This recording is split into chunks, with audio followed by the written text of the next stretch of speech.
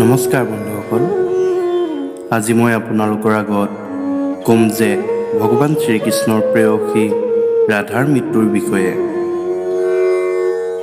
বন্ধুসকল, ভগৱান শ্ৰীকৃষ্ণক মামা কংসই মাতিলত যেতিয়া মথুৰালৈ গৈ আছিল, তেতিয়া বৃন্দাবনবাসীৰ মনত বহুত দুখ হৈছিল।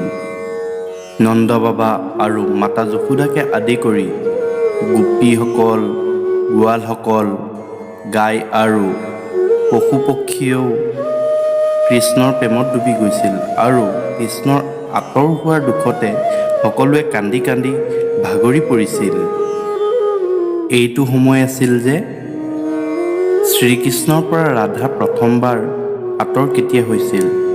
এই ভিডিঅ'টিত আপোনালোকক এইটো ক'ম যে ভগৱান শ্ৰীকৃষ্ণই নিজৰ বাঁহীটো কিয় ভাঙি পেলাইছিল আৰু কেতিয়াও বজোৱা নাছিল। ৰাধা আঁতৰ হোৱাৰ পাছত ৰাধা কৃষ্ণ আকৌ কেনেকৈ লগ হ'ল? ৰাধা এদিন কৃষ্ণৰ দ্বাৰকা নগৰ পালেগৈ। ৰাধাক দেখি কৃষ্ণৰ সুখ লভিবৰ কোনো জেগাই নাছিল। দুয়ো কথা পাতিবলৈ শব্দৰ কোনো আৱশ্যকেই হোৱা নাছিল। কেৱল সংকেত ভাষাৰ পৰাই দুয়োৱে দুয়োৰ ভাৱক বুজি উঠিছিল। শাস্ত্ৰৰ অনুসৰি দ্বাৰকা নগৰীৰ ৰাধাক কোনেও জনা নাছিল। কৃষ্ণই ৰাধাক এগৰাকী দেৱিকা হিচাপে নিয়োগ কৰিলে আৰু ৰাধাই দ্বাৰকা নগৰ কৃষ্ণৰ মহলতেই থাকিবলৈ ল'লে আৰু ৰাধাই প্ৰতিদিনে কৃষ্ণক দৰ্শনৰ সৌভাগ্য লাভ কৰিলে।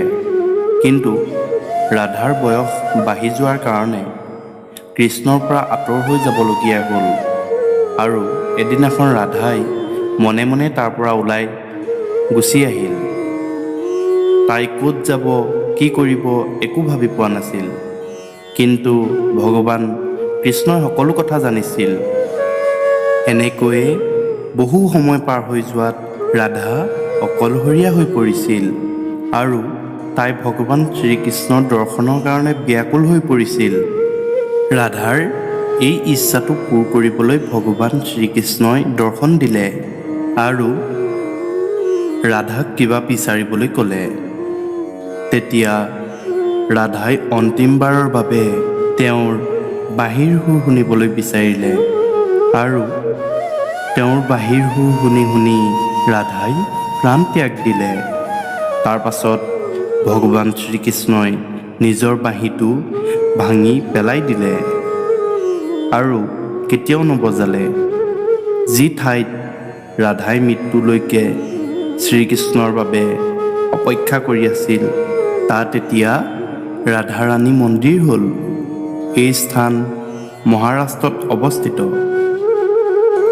বন্ধুসকল, ভিডিঅ'টি ভাল পালে যদি লাইক, কমেণ্ট, শ্বেয়াৰ আৰু ছাবস্ক্ৰাইবৰ কাষতে থকা বেল আইকনটোত ক্লিক কৰিবলৈ নাপাহৰিব আৰু বেল আইকনটোত ক্লিক কৰিলেহে মই দিয়া সকলো ভিডিঅ' আপোনালোকে সকলোতকৈ আগতে লাভ কৰিব। ধন্যবাদ।